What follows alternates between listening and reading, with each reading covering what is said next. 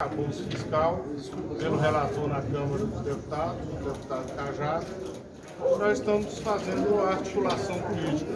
Todos os ex-governadores do Distrito Federal, toda a bancada federal, nossos senadores aqui, que são muito importantes para que a gente possa fazer o esclarecimento da casa.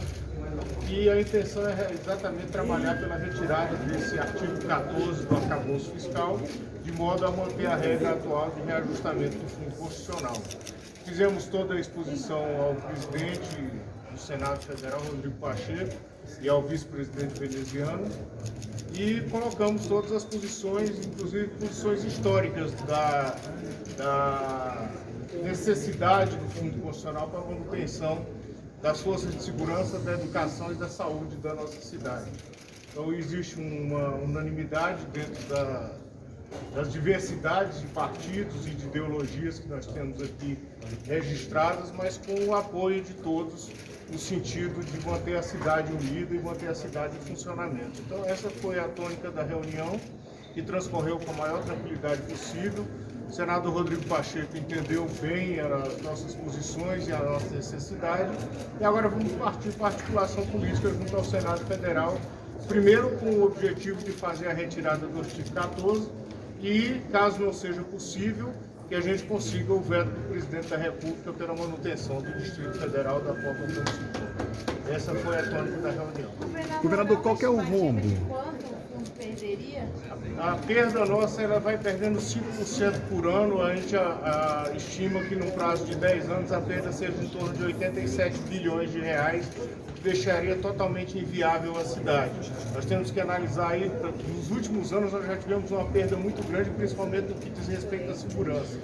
Há 10 anos atrás, para você ter uma ideia, nós tínhamos aqui no Distrito Federal cerca de 18 mil policiais. Hoje nós só temos 9.500, exatamente porque nós temos já dificuldades com o que existe hoje.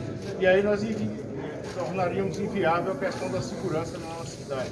Sem contar que essas pessoas também estão envelhecendo e estão partilhando de recursos do fundo nas suas aposentadorias e pensões. Então, a necessidade da regra que foi estabelecida é exatamente nesse sentido, para que a gente possa ter um crescimento do fundo de modo a suprir as despesas da cidade. Mas, governador, o que justifica ter um fundo tão grande para um estado como Brasília? Exatamente porque é Brasília, é a capital da República. Historicamente é assim desde que a capital era no Rio de Janeiro. Então sempre foram mantidos com recursos da União, exatamente porque essa é a capital. O território é pequeno, eu não tenho possibilidade de uma industrialização do Distrito Federal. Nós temos uma cidade tombada onde eu não posso ter sequer prédios mais altos. Então é a capital da República, essa é a regra.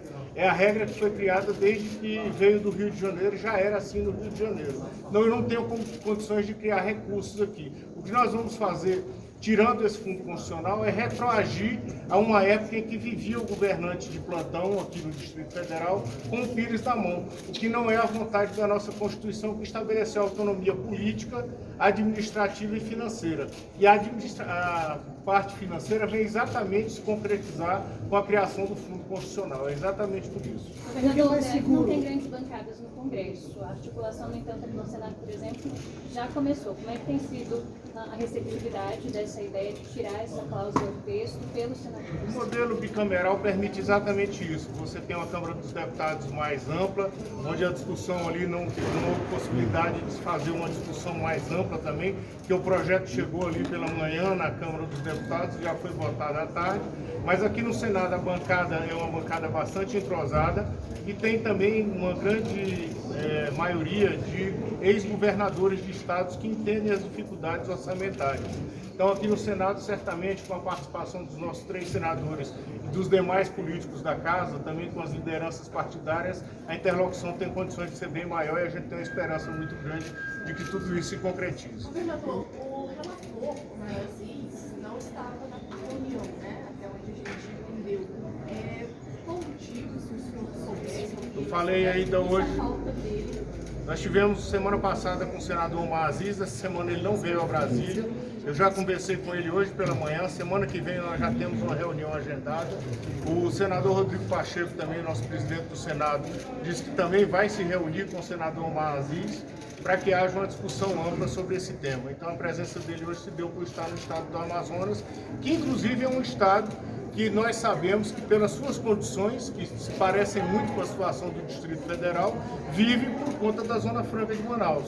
Então é um senador que tem compreensão da cena política que passam as limitações de alguns estados. Isso facilita muito o diálogo com o senador Aziz, que é um grande homem público.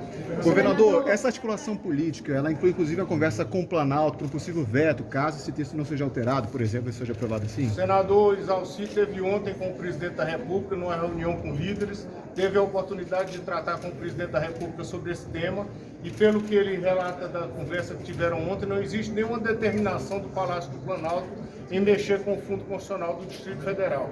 Então, toda essa negociação passa também com uma conversa com o Palácio do Planalto no sentido de afirmar um veto caso esse projeto venha a ser aprovado. O GDF está trabalhando com a possibilidade de não conseguir tirar o fundo do arcabouço e o presidente Lula não vetar e ele ser aprovado como está? Olha, eu trabalho no momento, e eu acho que todos que estão aqui trabalhamos na esperança e com muita convicção de que vamos conseguir demonstrar a necessidade da manutenção do Fundo Constitucional. Caso isso não venha a acontecer, nós vamos ter que utilizar os instrumentos básicos, que é corte de despesas, diminuição do salário dos servidores e diminuição dos concursos públicos, que seria trágico para o Distrito Federal como um todo. E aí eu acho que toda a nação vai entender a necessidade da nossa capital, que abriga todas as embaixadas, Congresso Nacional, todos os poderes da República, e a gente trata isso aqui com muito carinho. Governador, o senhor falou também sobre a necessidade de chegar logo aqui o PLN do reajuste dos policiais. Essa questão não foi tratada com o senador Rodrigo Pacheco, foi tratada ontem na reunião na bancada de líderes pelo senador Isalci, e que não existe também, foi um questionamento feito pelo presidente da República, que estava na reunião ontem com os líderes, no sentido de que se havia condições orçamentárias para encaminhar todo o reajuste. A resposta do senador Isalci, que já consta dos documentos que nós enviamos, foi exatamente de que há recursos orçamentários capazes de suportar o reajuste de uma vez só. E o presidente da República, segundo foi relatado na reunião, já conversou ali com os líderes que estavam presentes no sentido de encaminhar o PLN da forma original.